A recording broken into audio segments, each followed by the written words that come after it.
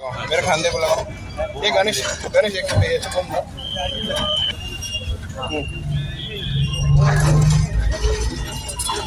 ना आज छत्रपती संभाजीनगर महानगरपालिका शहरांतर्गत विशेष करून कॅन्टोन्मेंट नाकापासून दौलताबाद टी पॉईंटपर्यंत जे महानगरपालिका हद्दीमध्ये सर्व बेकायदेशीर बांधकाम या बांधकामांना परवानगीच नाही आहे अशा सर्व बांधकामे पाडण्याचा मोहीम पूर्ण शहरभर आपण सुरू केलेला आहे। प्रथमतः आपण बीड बायपासपासून देवलाई रोडपर्यंत आपण केलं।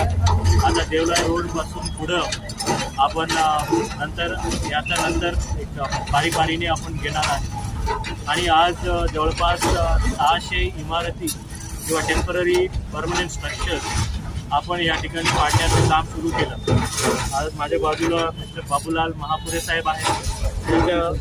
बेकायदेशीर बांधकाम त्यांनी 5-6 महिन्यापूर्वीच त्यांनी बांधकाम केलं होतं, परंतु दुर्दैवाने त्याला मला तोडावं लागलं। जर ते परवानगी घेतला असता ते त्यांचा एवढा नुकसान झालं नसतं।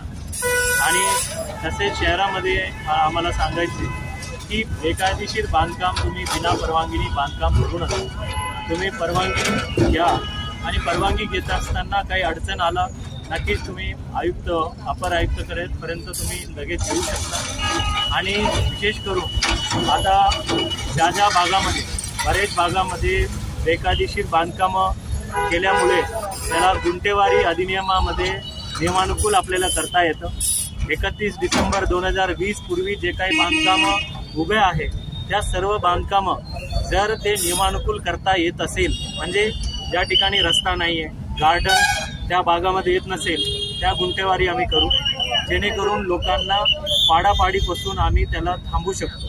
मान्य न्यायालयाच्या आदेशामध्ये सुद्धा हेच सांगितलेलं आहे, ज्या बांधकाम नियमानुकूल करता येत असेल त्या बांधकामांना लोकांनी 7 दिवसात अर्ज करावा आणि ते नियमानुकूल करता येते।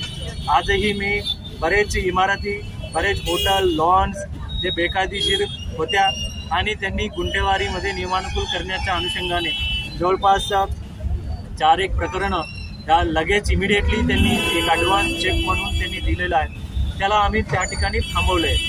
ज्या ठिकाणी बांधकाम नियमानुकूल करता येतं ते 100% आम्ही नियमानुकूल करू, जेणेकरून लोकांच्या अनावश्यक नुकसान करण्याच्या महापालिकेचा अजिबात इच्छा नाही आहे।